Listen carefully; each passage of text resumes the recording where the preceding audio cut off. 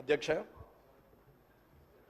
గౌరవ మర్యాదల గురించి, సాంప్రదాయం గురించి, సభా సాంప్రదాయం గురించి అందరూ రాజకీయ నాయకులం అందరం కూడా మాట్లాడుతూ సభా వేదికగా నేను తెలియజేసేది ఏంటంటే, ఎవరమైనా సరే ఎదుటివారిని గౌరవించుకుంటూ విమర్శలు, సద్విమర్శలు, ప్రతి విమర్శలు చేయాలి తప్ప భాషని ఇంకా దిగజారుస్తూ మాటలు మాట్లాడడం అనేది సరైనది కాదనేది నా అభిప్రాయం. కొత్తగా వచ్చిన నాలాంటి వారు 57 మంది ఈ అసెంబ్లీలో ఉన్నారు. మిమ్మల్ని చూసి మేము నేర్చుకోవాలి, కానీ మీరు మాట్లాడే భాష ద్వారా ఇంకొక 4 పదాలు కలిపి దిగజారిపోయే భాషను మాట్లాడేంతటి మాటలు మాట్లాడడం బాగుండదని అనుకుంటున్నాను. ఒకరు మూర్ఖులైతే ఇంకొకరు వారికి సద్విమర్శ చేసి సరైన మార్గంలో పెట్టాలి తప్ప, ఒకరు అన్నారు కదా నేను ఇంకొక 2-3 మాటలు ఎక్కువ మాట్లాడితే నాకు ప్రజల్లో మంచి పేరు వస్తుందని అనుకుంటున్నారు తప్ప అది బాగులేదు.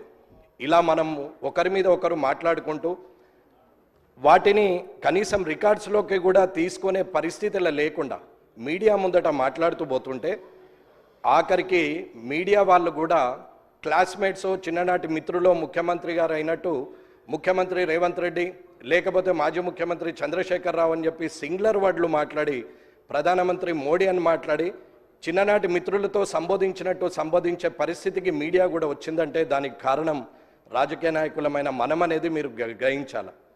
బూతులు మాట్లాడడమే రాజకీయ లక్షణం అనుకుంటే అది అవలక్షణం అనేది నా అభిప్రాయం.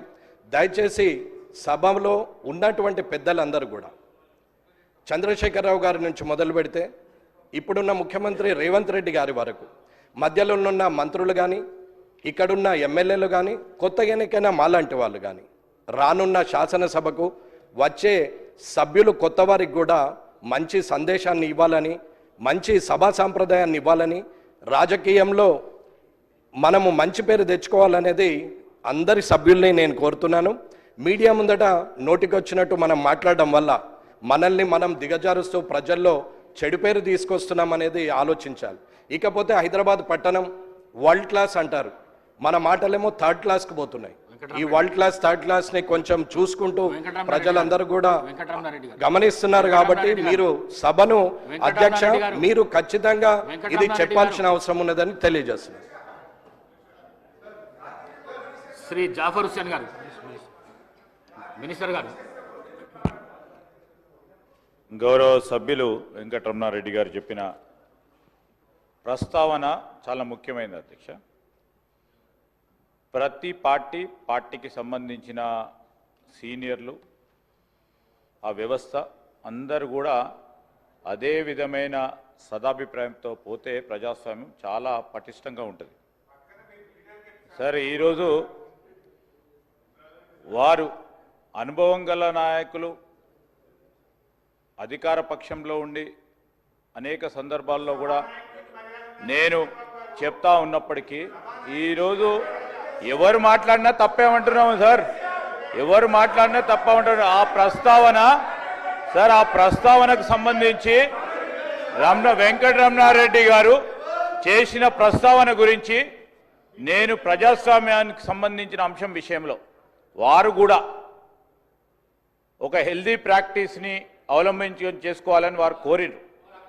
డెఫినెట్లీ డెమోక్రటిక్ ప్రాసెస్లో నాకు హుందత్వాన్ని కాపాడే ప్రయత్నంలో అనేక సందర్భాల్లో ముఖ్యమంత్రి గారు కానీ, మా సహచరులు కానీ, మా సభ్యులు కానీ చాలా హుందాగా మాట్లాడే తీరు కానీ, అంశం కానీ, తెలంగాణ సంస్కృతికి సంబంధించిన అంశం విషయంలో స్పష్టంగా చాలా మర్యాదగా పోతా ఉన్నాం అధ్యక్ష. ఎక్కడైనా చిన్నగా ఎప్పుడైనా ఉంటే మేము ఈరోజు కూడా చెప్తా ఉన్నాం, మాకు బేషిజాలు లేవు. ఒక గౌరవ సభ్యుడు చెప్పిన అంశాన్ని కూడా దృష్టిలో పెట్టుకొని ముందుకు నడుస్తాం. అదేవిధంగా వారు కూడా నడవాల్సిన అవసరం ఉంటుంది.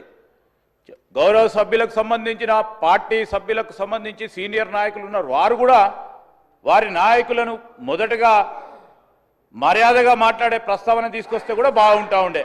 నేను నిన్నగా సార్ వారిని అంటా ఉన్నా, ఈరోజు ఈ గౌరవ సభ్యులకు ఈరోజు ప్రస్తావన చేసినప్పుడు మీ పార్టీ సమావేశాల్లో నా వెంకటరమణారెడ్డి గారిని కోరుతా ఉన్నాను, మీ పార్టీ